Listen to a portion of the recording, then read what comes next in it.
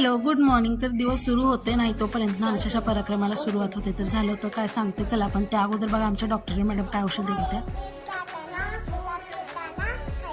बाहेर जाताना एक आणि घरात येताना एक पोळी खायची का? चालते, लिहून द्या मग तसं.